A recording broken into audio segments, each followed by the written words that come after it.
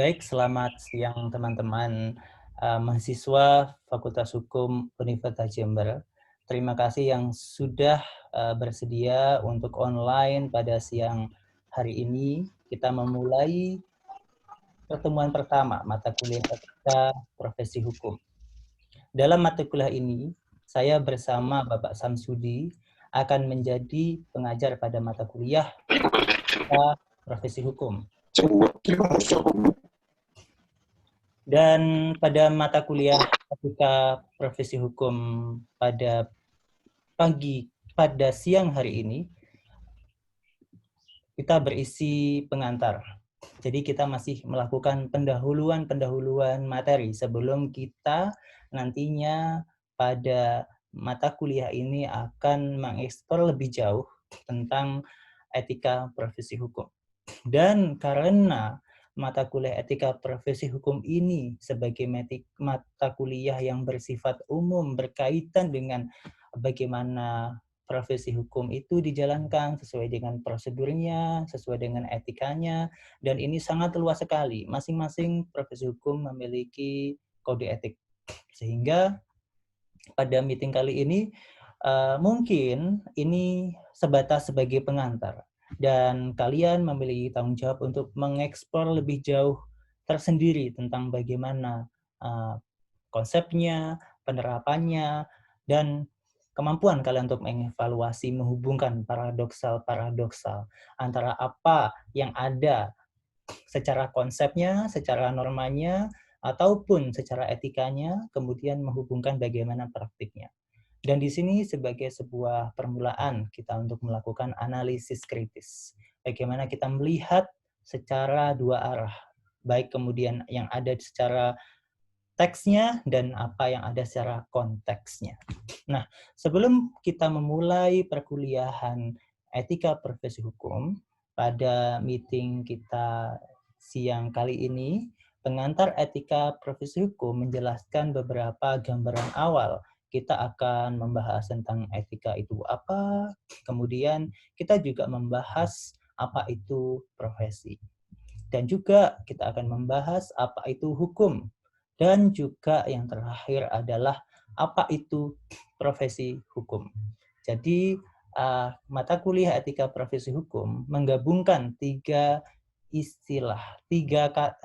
istilah tiga kata. Yang pertama kita membahas etika. Baik, untuk yang pertama pengantar etika. Seringkali kemudian etika itu disepadankan dengan istilah moralitas yang secara literal berarti kebiasaan. Dalam Kamus Besar Bahasa Indonesia, etika diartikan sebagai ilmu tentang apa yang baik dan apa yang buruk, tentang hak dan kewajiban moral kita sebagai manusia. Etika dapat diklasifikasikan menjadi tiga arti. Yang pertama, etika dalam arti nilai-nilai dan norma moral yang menjadi pegangan bagi seseorang atau kelompok dalam masyarakat untuk mengatur perilaku. Yang kedua, etika dalam arti kumpulan azas atau nilai moral yang mencakup kode etik profesi. Dan yang ketiga, etika dalam arti suatu ilmu yang mempelajari tentang baik dan buruknya suatu apa yang kita lakukan.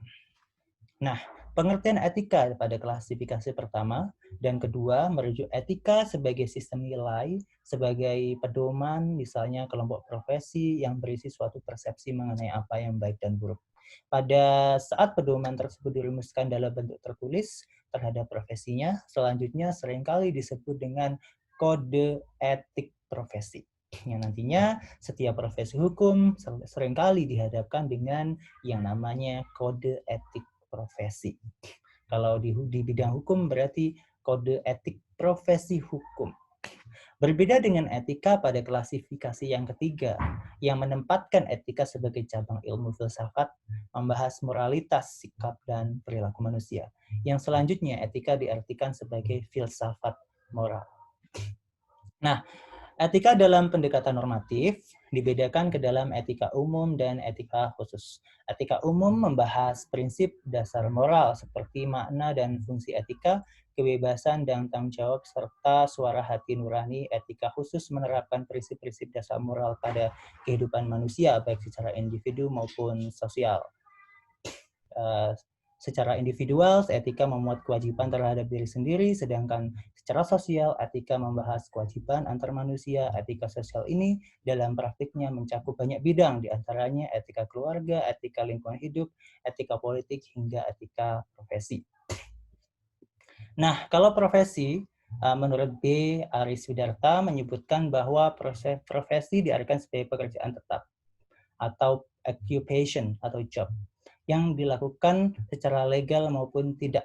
Profesi sebagai suatu pekerjaan bertujuan untuk mendapatkan uang atau penghasilan.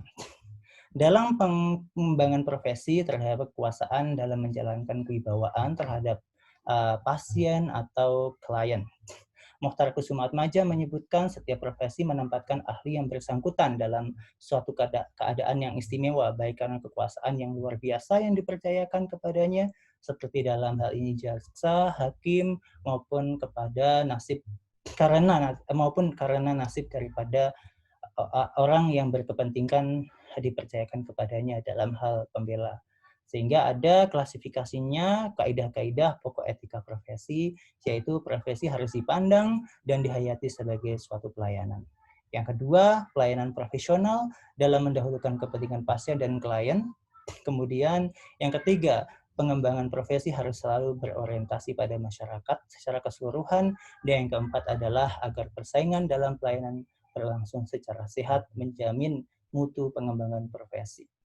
Nah, kalau profesi hukum itu apa? Nah, hukum mungkin teman-teman sudah mempelajarinya, definisi tentang hukum di PIH. Nanti bisa dihubungkan dengan mata kuliah PIH ataupun nantinya PHI.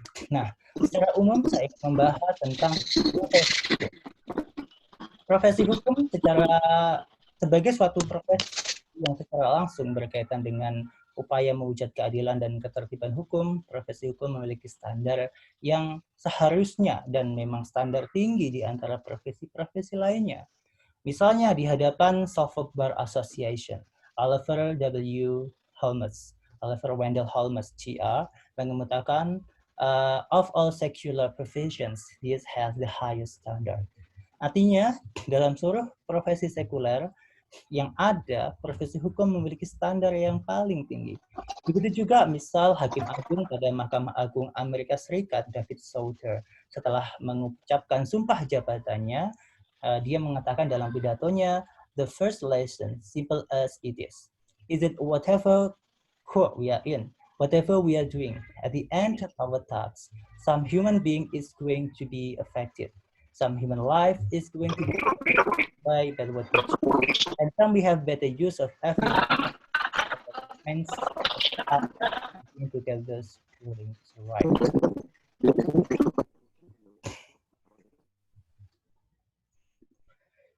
Kutipan tersebut menegaskan bahwa dimanapun hakim dalam menjalankan profesinya, dalam tingkatan apapun, pada akhirnya putusan yang dibuat akan mempengaruhi kehidupan manusia.